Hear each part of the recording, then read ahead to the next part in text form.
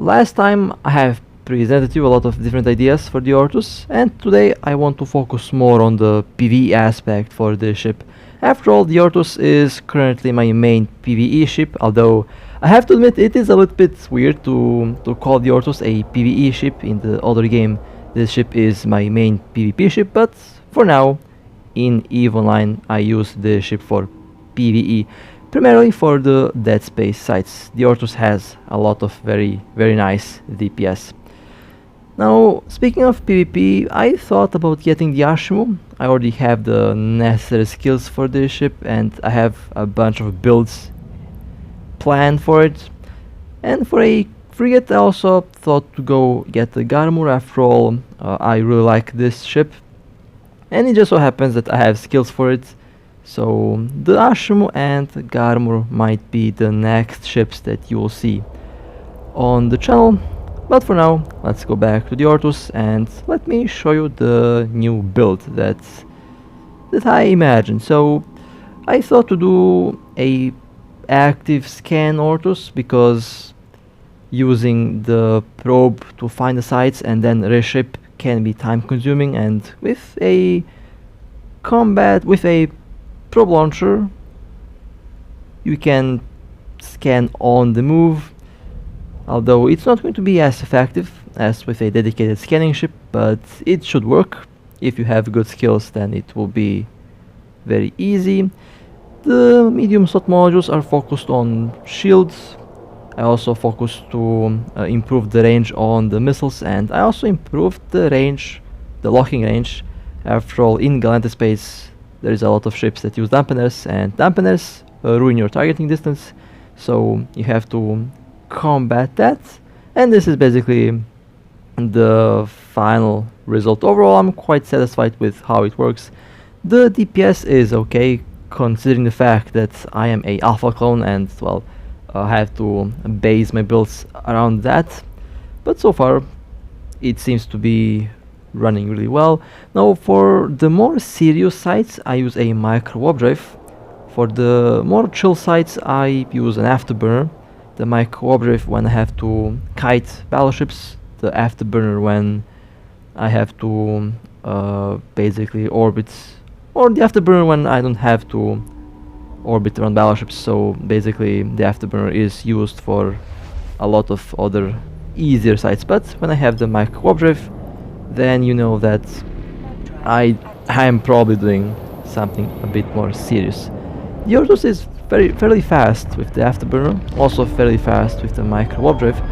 Not the fastest, but at the same time definitely not a slow ship. So I have loaded up a little bit, I would say too much missiles. I was worried to run out of missiles. After all, this thing does spit out missiles so fast. It's not really funny, but it is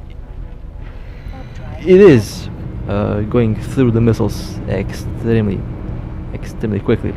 So for this mission, for this dead space site, well, not a mission but a dead space site, I use the rapid light missile launchers. They are good for smaller targets. For the more serious sites where I have a lot of cruisers and battle cruisers, I will probably switch to the heavy missiles, the long range heavy missiles, the normal heavy missiles, because they will be doing a bit more damage to the big ships, and they also have much more range. Now, since the Orthrus is not really a tank ship, after all this is one of the more, let's say, one of the more paper thin ships, not just in its whole design, but the Orthrus in general is not really a tank. It's a kite relying on long range and speed. So the ancillary shield booster is there for emergency, although I don't plan to use it much. Perhaps I even have too many batteries in the cargo hold. I have like 57 of them in cargo hold, mostly because I transported them from the station where I got them from, and I never really removed them from the cargo hold from the ship, but it's fine, not a big deal. Now this mission can reward you with some A types, B types, we can get faction items. Overall, this dead space site is a level 3 site. On the difficulty scale from 1 to 10, this is a level 3. You will encounter cruisers, overseer cruisers that can be tanky, and you will encounter a lot of other smaller ships, but it is going to be easily doable with a destroyer. You can solve this with a destroyer, you can solve this with a frigate, you can solve it with a cruiser as well, but I am not really sure that you can enter with a battle cruiser, so cruiser might be the limit. At first I thought that it was only a destroyer side, but I saw a Vexor enter, and then I figured out, well, guess cruisers can do it as well. And it's one of the more chill sites. The Fee Outpost, for example, is a lot more serious, and for the Fee Outpost I would actually use the micro warp drive, because the final boss, the battleship, can be fast and you don't want to let that thing get close to you. So for that mission I usually run the micro warp drive, and I call them missions. They're not missions, they are dead space sites, which are combat sites that we can scan via exploration. Okay, well, the first room has been cleared. The Orthrus has some nice DPS, so you will go through the missions extremely quick, not through the missions but through the waves extremely quick. And now I go to the next room. I always go to the check-in tunnel because the loot is supposedly better if you do so, and since I am after that loot I go with the more profitable route, supposedly more profitable.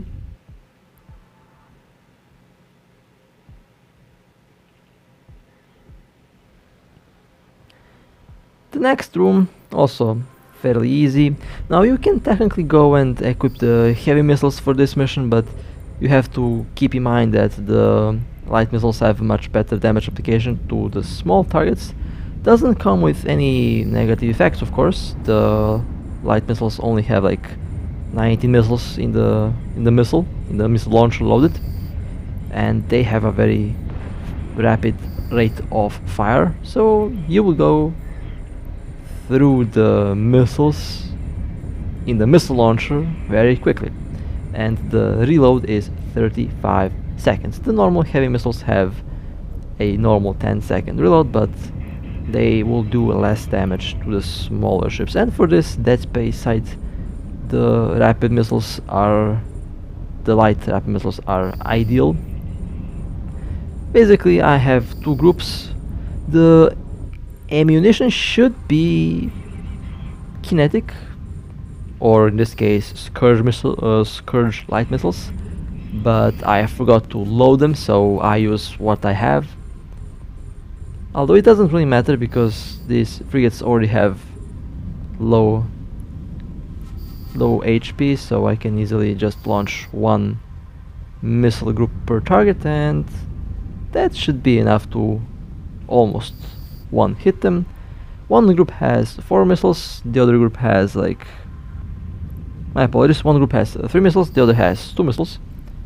For a second I mixed up the Talvar. The Talvar has the 4-3 setup, the Orthrus has the 3-2 setup. That's how I run this little ship. The loot so far hasn't been that good. It's sometimes, sometimes we have days where the loot fairy just says no the entire week. Sometimes the loot fairy says, well, here's 800 million in like 1 hour, and we just stare at each other thinking how did we make like 800 million in an hour. But that's the beauty of the game. Sometimes it gives you gold, sometimes it gives you nothing. And so far it's been giving me nothing throughout this mission. The next structure has been destroyed. Let me scoop the drones. For some reason I have only 2 drones. I think the Orthrus can have only 2 medium drones and 5 small ones, although drones are not really that important for the Orthrus, but there is a little trick that you can do with drones. Basically, if your ship happens to be in any form of danger, you can launch the drones and basically use the drones as bait so that NPC ships start shooting at them. I tested that theory out, it actually seems to be working. So that's one trick that you can do with the drones, although I don't like to sacrifice my drones. It's kinda evil to be honest. Okay, the next room, it has couple sentry towers. I think I'll just focus them down first. It's much faster to run this with the Orthrus than with the Talwar. After all, it has much more DPS.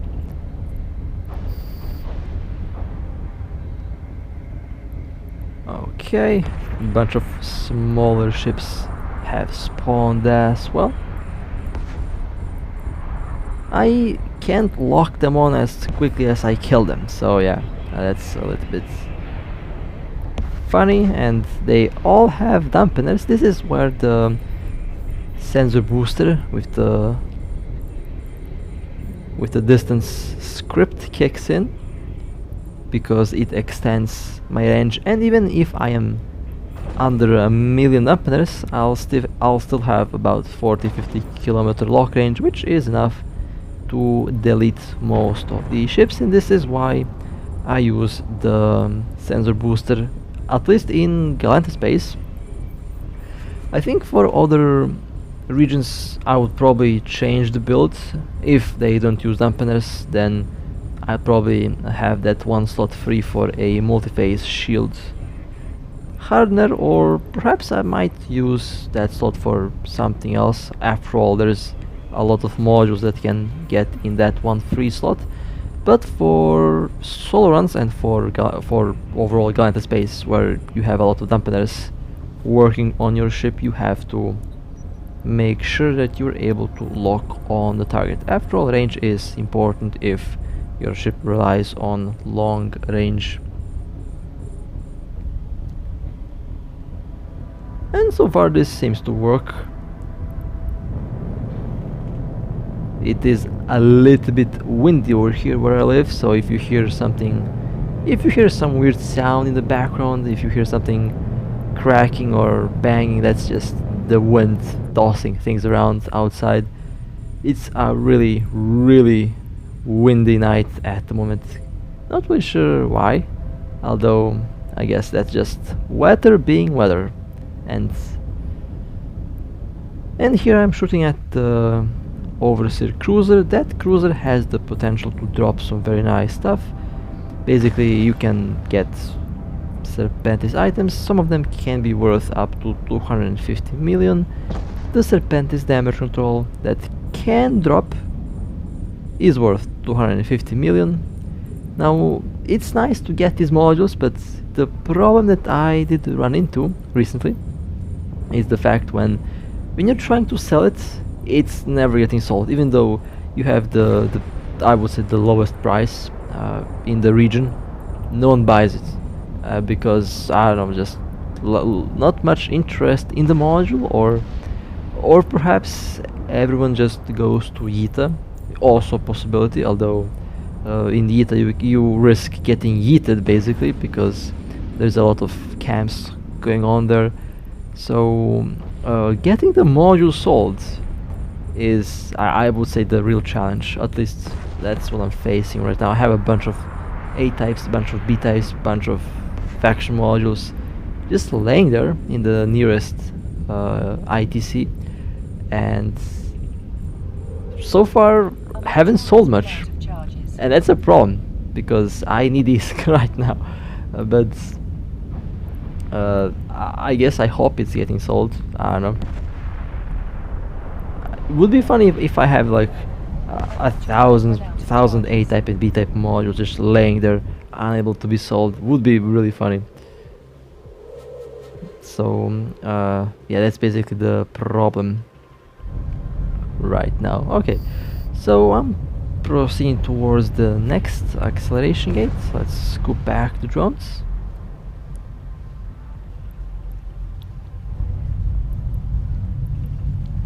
Missiles are being reloaded.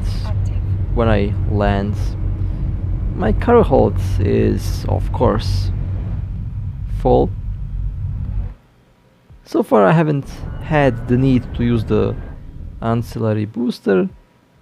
This ship does feel a little bit overkill for the mission. It's very easy, it's too easy to be honest.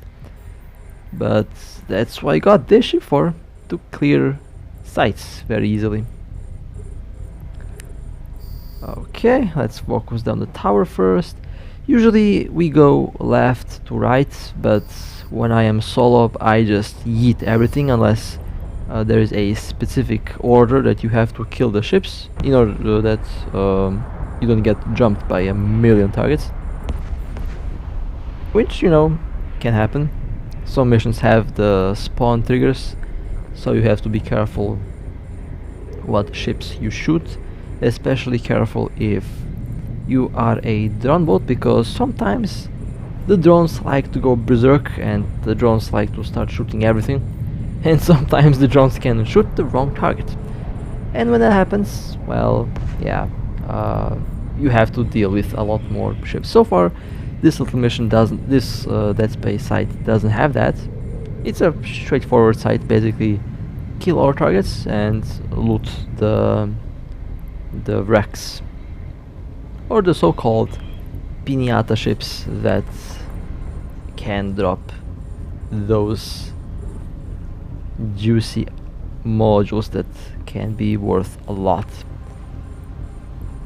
But it looks like the loot fairy today is not really in the mood to give us some very nice stuff, so I don't really expect to get a lot from this site, to be honest.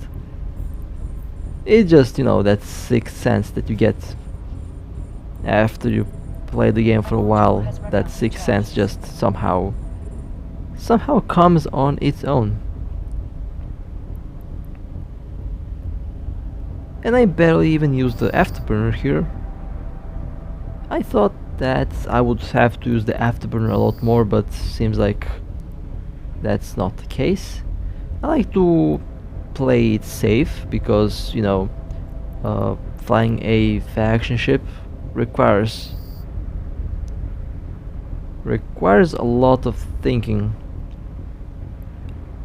Okay, let me quickly kill that elite cruiser, or not. Well, my drones almost got yeeted.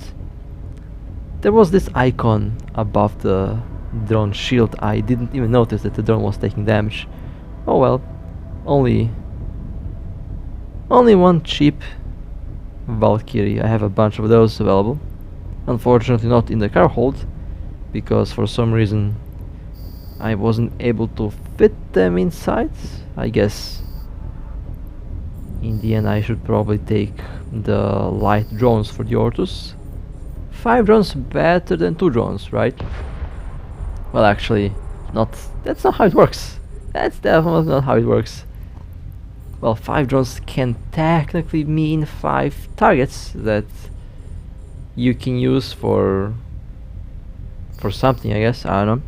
There's probably a lot of different ideas for that. Well, this is going to be cleared very quickly. Basically 1 volley per target. The main problem would be the reload, 35 seconds of waiting. And I also feel like in PvP this is also going to be a problem, because you basically have to kill the target before you get into the reload.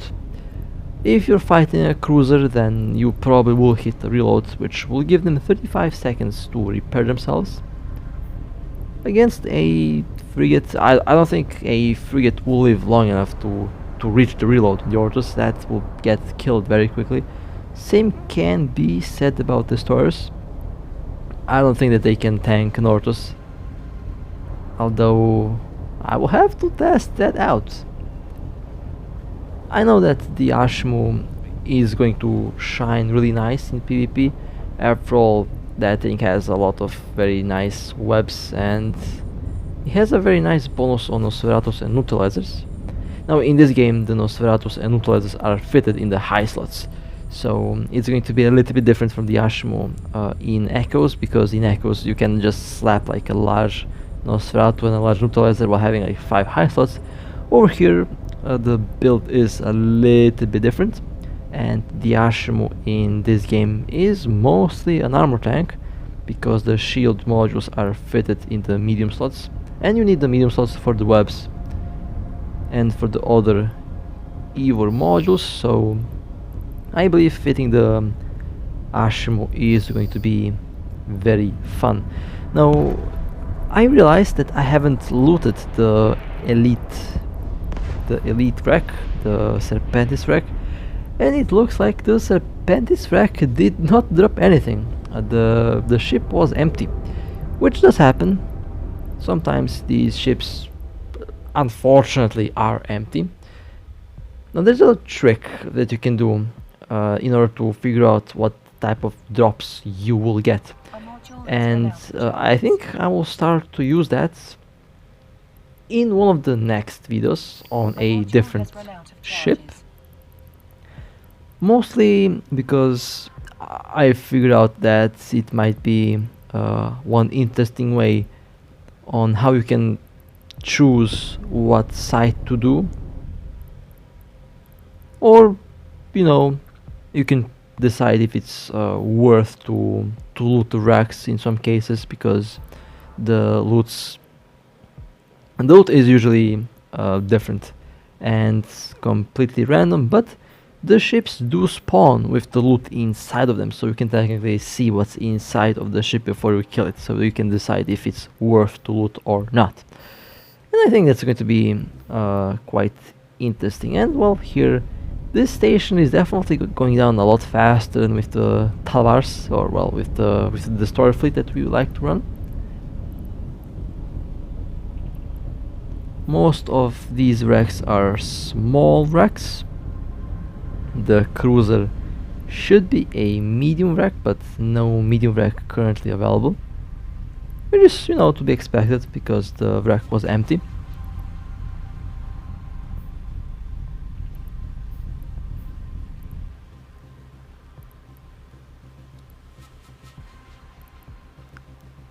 And I've also done a little experiment. Basically, I played the game early in the morning, I played the game in the evening, and I played the game late, very late at night.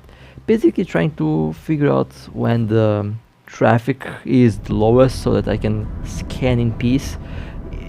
Currently, you have to literally fight over the sites. Like, you have players everywhere in high-sec, and I like that because it makes the game feel a lot more alive. But sometimes, I'll be honest with you, sometimes I wish that high-sec was a bit more empty so that I can scan in peace, not to worry that some Aster or some random Gila is going to steal my site, which, you know, happens quite often. And hilariously,